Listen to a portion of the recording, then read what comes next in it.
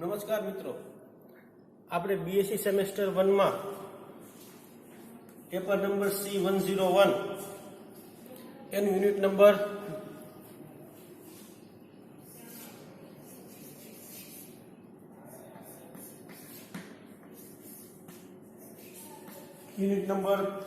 PA detection and estimation of the element, એટલે કે કાર્બનિક સંયોજનોનું પરીક્ષણ અને પરિમાપન. તો ડિટેક્શન એન્ડ એસ્ટિમેશન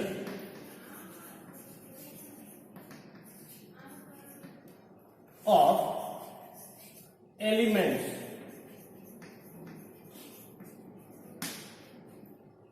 આને આપણે કહીએ છીએ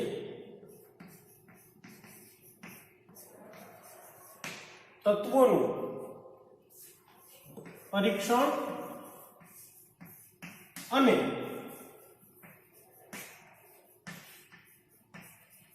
પરિમાપન. તો ડિટેક્શન એટલે શું? તો ડિટેક્શન એટલે કે જે કાર્બનિક પદાર્થ છે એ પદાર્થમાં કયા કયા એલિમેન્ટ તત્વો હાજર છે એ હાજરી નક્કી કરવાની જે રીત છે એને આપણે કહીએ ડિટેક્શન, અને ગુજરાતીમાં કહેવાય છે પરીક્ષણ. તો આ ડિટેક્શન અને એસ્ટિમેશન. એસ્ટિમેશન એટલે કે જે તત્વો હાજર છે એ તત્વો કેટલા પ્રમાણમાં હાજર છે, એની ટકાવારી શું છે એ આપણે જે નક્કી કરીએ છીએ એને કહેવામાં આવે છે એસ્ટિમેશન. તો આ ડિટેક્શન અને એસ્ટિમેશન.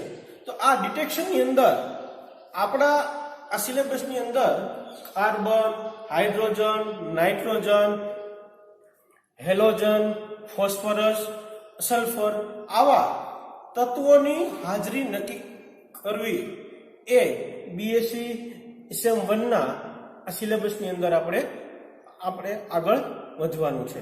તો આજે આપણે detection of carbon and hydrogen, એટલે કાર્બન અને હાઇડ્રોજનનું પરીક્ષણ કેવી રીતે કરવામાં આવે છે એ આજે આપણે એમાં આપણે આગળ વધીએ છીએ. Detection of carbon and hydrogen. તો એ માટે એક આકૃતિ છે, એ સાદી આકૃતિ આપણે અત્યારે આ બોર્ડ ઉપર દોરીએ છીએ અને પછી આપણે એમાં આગળ વધીએ કે કેવી રીતે કાર્બન અને હાઇડ્રોજનનું ડિટેક્શન કરવામાં આવે છે, પરીક્ષણ કરવામાં આવે છે. તો એ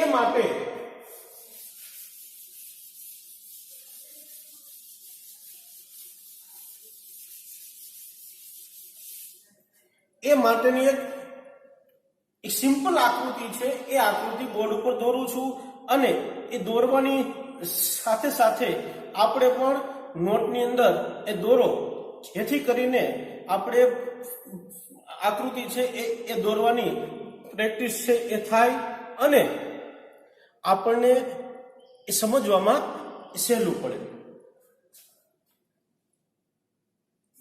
કાર્બન અને હાઇડ્રોજન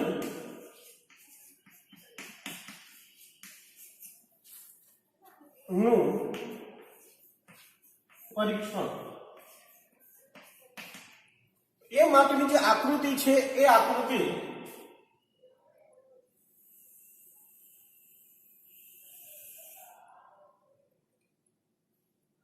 આ ટેસ્ટ ટ્યુબ છે. આ ટેસ્ટ ટ્યુબ ની અંદર અહીંયા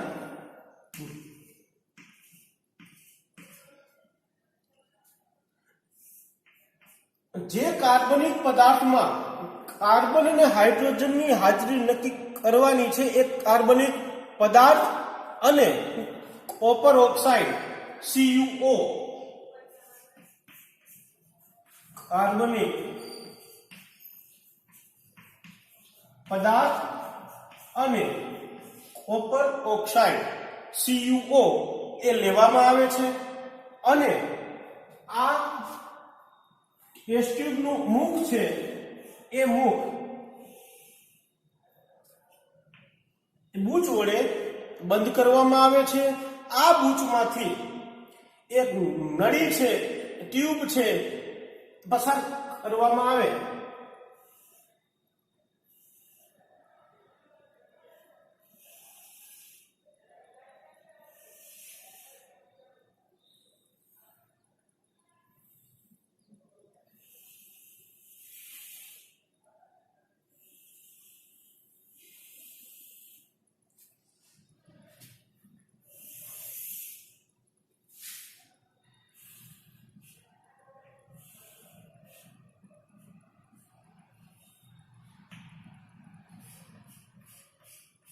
આ બર્નર છે. આ જે છે ટ્યુબ, એક છેડો છે ટેસ્ટ ટ્યુબની અંદર રાખવામાં આવે છે. એનો બીજો છેડો છે આ ટ્યુબને વિમોચન નળી અથવા એને બેન્ડ ટ્યુબ કહેવામાં આવે છે. આ વિમોચન નળીનો બીજો છેડો ચૂનાના નીતરિયા પાણીની અંદર, ચૂનાનું નીતર્યું પાણી એટલે લાઇમ વોટર, એને આપણે કહીએ છીએ કેલ્શિયમ હાઇડ્રોક્સાઇડ. તો આવી રીતે આ ડીપ કરેલી છે, ઉપર રહેવી જોઈએ નહીં. આ વિમોચન નળીના વચ્ચેના ભાગમાં બલ્બ જેવી રચના છે. આ બલ્બની અંદર એનહાઇડ્રસ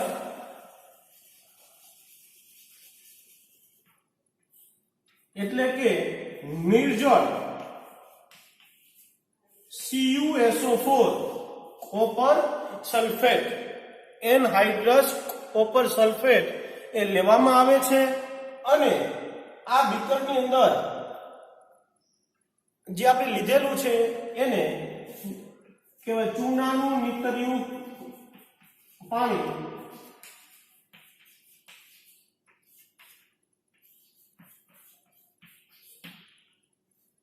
એને ઇંગ્લિશમાં કહેવામાં આવે છે લાઇમ વોટર.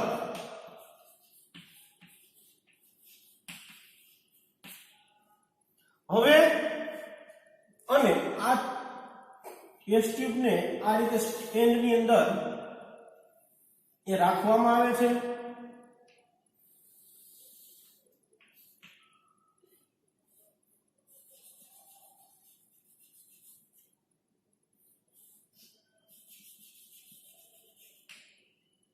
આ રીતની એરેન્જમેન્ટ છે એ થઈ જાય એટલે ટેસ્ટ ટ્યુબની અંદર જે આપણે રાખેલું છે કાર્બનિક પદાર્થ અને કોપર ઓક્સાઇડ, આ કાર્બનિક પદાર્થ અને કોપર ઓક્સાઇડનું મિશ્રણ છે એ મિશ્રણને બર્નર વડે ગરમ કરવામાં આવે છે. એટલે શું થાય?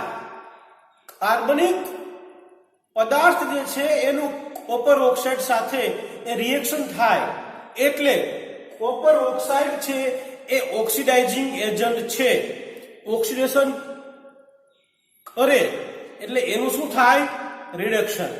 કોપર ઓક્સાઇડ જે છે એ ઓક્સિડેશન કરતા છે એટલે બીજાનું એ ઓક્સિડેશન કરે એ સમયે એનું રિડક્શન થાય.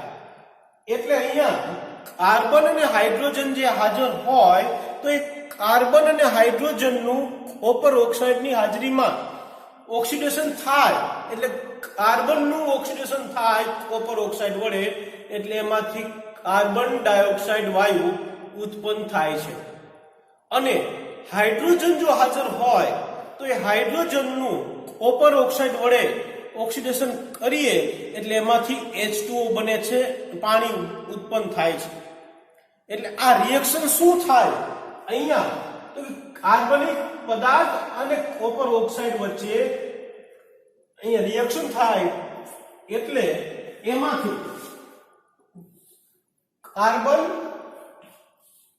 અને કોપર ઓક્સાઇડ આ બે વચ્ચે રિએક્શન થાય એટલે એમાંથી કાર્બન ડાયોક્સાઇડ વાયુ છે એ ઉત્પન્ન થાય છે અને કોપર છે એ છૂટું પડે છે. અહીંયા કોપરની વેલેન્સી કેટલી છે? +2. અહીંયા છે એ 0 છે, એટલે એનું રિડક્શન થાય છે. અહીંયા કાર્બનની વેલેન્સી કઈ નથી, 0 છે. અહીંયા છે +4. ઇટ મીન્સ ઇટ ઇઝ ઓક્સિડાઇઝડ, એનું ઓક્સિડેશન થાય છે. એટલે આપણે એમ કહી શકીએ કે જો અહીંયા કાર્બન હાજર હોય તો એ કાર્બનનું કોપર ઓક્સાઇડની હાજરીમાં ઓક્સિડેશન થાય તો એમાંથી કાર્બન ડાયોક્સાઇડ વાયુ ઉત્પન્ન થાય છે. બરાબર છે? આ વાત થઈ કાર્બનની હાજરી માટેની. હવે એવી જ રીતે જો હાઇડ્રોજન હાજર હોય તો એ હાઇડ્રોજન કોપર ઓક્સાઇડ સાથે પ્રક્રિયા કરી અને એમાંથી H2O બનાવે છે, પાણી બને છે અને કોપર છે એ છૂટું પડે છે. અહીંયા પણ હાઇડ્રોજનનું કોપર ઓક્સાઇડ વડે ઓક્સિડેશન થાય એટલે એમાંથી H2O બને છે, પાણી બને છે. હવે અહીંયા કાર્બન અને હાઇડ્રોજન જો બે હાજર હોય તો કાર્બન અને હાઇડ્રોજનમાંથી જે ઉત્પન્ન થાય છે કાર્બન ડાયોક્સાઇડ અને પાણી, તો કાર્બન ડાયોક્સાઇડ અને H2O ની વરાળ જે છે વેપર ઓફ H2O, આ બંને અહીંયાથી આ જે નળી છે, ટ્યુબ છે, એમાંથી એ બહાર આવે છે. એ સિવાય કાંઈ નીકળી શકવાનો કોઈ ઓપ્શન છે નહીં. એટલે હવે કાર્બન ડાયોક્સાઇડ અને H2O આ બંને અહીંયા આવે છે. અહીંયા આ બલ્બ જેવી રચના છે અને આ બલ્બની અંદર નિર્જળ CuSO4 એનહાઇડ્રસ કોપર સલ્ફેટ એ રાખેલું છે. એનહાઇડ્રસ કોપર સલ્ફેટ એ રંગવિહીન હોય. જેવી રીતે મીઠું છે, ખાંડ છે, એમાં કોઈ રંગ હોતો નથી, એ રંગવિહીન છે. એવું જ નિર્જળ CuSO4 છે એ રંગવિહીન છે. હવે આ નિર્જળ CuSO4 એ રંગવિહીન છે, પણ અહીંયાથી જો હાઇડ્રોજન હાજર હશે અને હાઇડ્રોજન જો હાજર હોય તો એમાંથી H2O ઉત્પન્ન થાય અને ઉત્પન્ન થયેલો H2O અહીંયા નિર્જળ CuSO4 સાથે પ્રક્રિયા કરી અને એ હાઇડ્રેટેડ ફોર્મમાં ઉત્પન્ન થાય છે. એટલે કે નિર્જળ CuSO4 નું આપણે જલીય CuSO4 માં રૂપાંતર થાય છે. એટલે આપણે એમ કહી શકીએ કે anhydrous CuSO4 is converted into hydrated CuSO4. હવે અહીંયાથી જે ઉત્પન્ન થાય છે એ જલીય CuSO4, એનો રંગ છે આછો વાદળી રંગ છે. એટલે અહીંયાથી જો H2O ઉત્પન્ન થાય તો એ H2O CuSO4 સાથે પ્રક્રિયા કરી અને નિર્જળ CuSO4 માંથી જલીય CuSO4 બનાવે છે. એટલે કે CuSO4 5H2O બને. CuSO4 5H2O એ પેન્ટાહાઇડ્રેટ કોપર સલ્ફેટ પેન્ટાહાઇડ્રેટ, જેને આપણે કહીએ છીએ મોરથુથુ, એનો રંગ છે આછો વાદળી આસમાની કલર જે છે આકાશ એનો જેવો રંગ છે એવા રંગનું એ વાદળી રંગનો એ પદાર્થ છે. એ પણ CuSO4 જ છે, પણ આ CuSO4 છે જલીય છે, જ્યારે અહીંયા આપણે લીધેલો છે એ નિર્જળ છે. આ નિર્જળ CuSO4 એ રંગવિહીન છે. અહીંયા જે એમાંથી હાઇડ્રોજનમાંથી ઉત્પન્ન થયેલો H2O તેમાં ઉમેરાય એટલે હાઇડ્રેટેડ CuSO4 બને છે. એ આછા વાદળી રંગનો પદાર્થ છે. એટલે કે આ રંગવિહીનમાંથી આછા વાદળી રંગમાં જો ફેરવાય તો આપણે કહી શકીએ કે હાઇડ્રોજન હાજર છે. જો હાઇડ્રોજન હાજર હોય તો જ H2O ઉત્પન્ન થાય, અને H2O ઉત્પન્ન થાય તો જ રંગવિહીન જે CuSO4 છે એ નિર્જળ CuSO4 છે એમાંથી રંગીન CuSO4 બને છે. ઓકે, આ વાત થઈ હાઇડ્રોજનની હાજરી માટેની. હવે અહીંયાથી જે આવે છે એમાં H2O પણ છે અને કાર્બન ડાયોક્સાઇડ પણ છે. એટલે અહીંયા આપણે શું થયું તો H2O અને કાર્બન ડાયોક્સાઇડ એ બંને અહીંથી આવે છે. એમાં H2O અહીંયા રોકાઈ જાય છે. ઇટ ઇઝ એબ્સોર્બ હિયર, એનું અહીંયા શોષણ થાય છે. જ્યારે એની સાથે રહેલો કાર્બન ડાયોક્સાઇડ અહીંયા છે એ શોષાતો નથી, એ અહીંયાથી આગળ વધે છે અને અહીંયા આવે છે. અહીંયા રાખેલું છે ચૂનાનું નીતર્યું પાણી, એને આપણે કહીએ છીએ લાઇમ વોટર, અને એનું રાસાયણિક અણુસૂત્ર છે કેલ્શિયમ હાઇડ્રોક્સાઇડ. અહીંયા જે લીધેલું છે કેલ્શિયમ હાઇડ્રોક્સાઇડ એટલે ચૂનાનું નીતર્યું પાણી એ લીધેલું છે. એ પણ રંગવિહીન છે. રંગવિહીન એટલે પાણી જે આપણે આવે છે એમાં કોઈ જાતનો રંગ હોતો નથી, એવું રંગવિહીન જ હોય છે. હવે જો અહીંયા કાર્બન હાજર હોય તો એ કાર્બનનું કોપર ઓક્સાઇડ સાથે રિએક્શન થાય, એટલે એમાંથી કાર્બન ડાયોક્સાઇડ વાયુ ઉત્પન્ન થાય. આ ઉત્પન્ન થયેલો કાર્બન ડાયોક્સાઇડ વાયુ અહીંયાથી આવી આને કહેવામાં આવે છે વિમોચન નળી,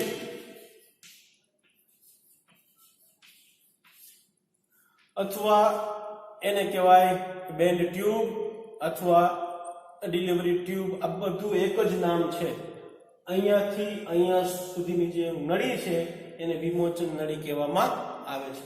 હવે અહીંયાથી જો કાર્બન હાજર હોય તો જ કોપર ઓક્સાઇડની હાજરીમાં કાર્બન ડાયોક્સાઇડ વાયુ ઉત્પન્ન થાય, અને કાર્બન ડાયોક્સાઇડ વાયુ ઉત્પન્ન થાય એટલે ઉત્પન્ન થયેલો કાર્બન ડાયોક્સાઇડ વાયુ અહીંયાથી આવી અને ચૂનાના નીતરિયા પાણીની અંદર એ ઉમેરાય. એટલે શું થાય કે ચૂનાનું નીતર્યું જે છે એ પાણી, એમાં કાર્બન ડાયોક્સાઇડ ઉમેરાય એટલે કેલ્શિયમ હાઇડ્રોક્સાઇડ, એમાં કાર્બન ડાયોક્સાઇડ ઉમેરીએ એટલે એનું કેલ્શિયમ કાર્બોનેટમાં રૂપાંતર થાય. એટલે કે અહીંયા ચૂનાનું નીતર્યું પાણી અત્યારે રંગવિહીન છે, એમાં કોઈ રંગ નથી. હવે જેમ જેમ એમાં કેલ્શિયમ હાઇડ્રોક્સાઇડ ઉમેરાતો જાય એમ એમ એ દૂધિયા રંગમાં એ ફેરવાય છે. દૂધિયો રંગ એટલે દૂધ જેવો રંગ, એ મિલ્કી સોલ્યુશન બને છે, એ દૂધિયું દ્રાવણ બને છે. અને દૂધિયું દ્રાવણ એટલા માટે કહેવામાં આવે છે કે એક તો એનો રંગ છે એ દૂધ જેવો છે, અને એના ગુણ છે, લાક્ષણિકતા છે એ પણ દૂધ જેવી છે. એટલે કે દૂધની અંદર જે પાર્ટિકલ છે એ બધા એક સરખા અંતરે ગોઠવાયેલા હોય, જેથી કરીને એ દૂધમાં કોઈ દિવસ બે લેયર અલગ ન થાય. છાશ હોય તો એ છાશની અંદર અણુઓ છે, એ અણુઓ વચ્ચેનું અંતર એક સરખું હોતું નથી, જેથી કરીને છાશ છે એને જો આપણે રાખી મૂકીએ તો એમાં બે લેયર અલગ થાય છે. હેવી અણુઓ હોય એ નીચે બેસી જાય અને આપણને બે લેયર અલગ થાય છે. જ્યારે દૂધની અંદર દૂધ આપણે રાખી મૂકો તો પણ એમાં બે લેયર અલગ થતા નથી, કારણ એ દૂધ છે એ કલીલ દ્રાવણ છે, એટલા માટે એમાં બે લેયર અલગ થતા નથી. એવી જ રીતે અહીંયા પણ જે કેલ્શિયમ હાઇડ્રોક્સાઇડ ઉમેરવામાં આવે છે, કેલ્શિયમ અલગ કાર્બન ડાયોક્સાઇડ વાયુ કેલ્શિયમ હાઇડ્રોક્સાઇડમાં ઉમેરાય છે, એટલે શું રિએક્શન થાય? કેલ્શિયમ હાઇડ્રોક્સાઇડ તો છે જ, એટલે કે ચૂનાનું નીતર્યું પાણી, એમાં આપણે ઉમેરીએ છીએ કાર્બન ડાયોક્સાઇડ વાયુ. એમાંથી ઉત્પન્ન થાય છે કેલ્શિયમ કાર્બોનેટ અને H2O. અહીંયા આ જે રિએક્શન છે, આ રિએક્શનમાં અહીંયા ઓક્સિજન એક જ છે, અહીંયા આ બે છે, અહીંયા બે આવશે, અહીંયા બે આવે, અહીંયા બે આવે. એટલે આવી રીતે રિએક્શન છે એ બેલેન્સ પણ કરતા આપણને આવડતું હોવું જોઈએ. કેલ્શિયમ હાઇડ્રોક્સાઇડ છે અને કાર્બન ડાયોક્સાઇડ છે. કેલ્શિયમ હાઇડ્રોક્સાઇડ અને કાર્બન ડાયોક્સાઇડ આ બે એકબીજા સાથે જોડાય અને કેલ્શિયમ કાર્બોનેટ અને પાણી બનાવે છે. આ ઉત્પન્ન થતો કેલ્શિયમ કાર્બોનેટ પાણીમાં અદ્રાવ્ય છે, ઇનસોલ્યુબલ ઇન વોટર. એટલે એ ચૂનાનું નીતર્યું પાણી છે એ રંગવિહીન છે અને રંગવિહીનમાંથી એ દૂધિયા રંગમાં ફેરવાય છે, જે આપણને એવું ઇન્ડિકેટ કરે છે કે કાર્બન ડાયોક્સાઇડ વાયુ ઉત્પન્ન થાય છે. અને કાર્બન ડાયોક્સાઇડ વાયુ જો ઉત્પન્ન થતો હોય તો જ અહીંયા આ રંગવિહીનમાંથી એ દૂધિયા રંગમાં ફેરવાય છે. તો આવી રીતે કાર્બન અને હાઇડ્રોજનની હાજરી આપણે નક્કી કરીએ છીએ. કાર્બન અને હાઇડ્રોજન છે આ બે એવા એલિમેન્ટ છે, તત્વો છે કે કોઈ પણ રસાયણની અંદર એ મોટા ભાગે ઓર્ગેનિક કેમિકલ હોય તો એની અંદર કાર્બન અને હાઇડ્રોજન છે એની હાજરી મોટા ભાગે હોય જ છે. તો આવી રીતે કાર્બન અને હાઇડ્રોજન છે, કાર્બન અને હાઇડ્રોજનની હાજરી આપણે નક્કી કરી શકીએ છીએ. એને કહેવામાં આવે છે ડિટેક્શન ઓફ ધી એલિમેન્ટ, અને એને ગુજરાતીમાં કહેવાય છે કે તત્વોનું પરીક્ષણ, detection of element. Okay, thank you.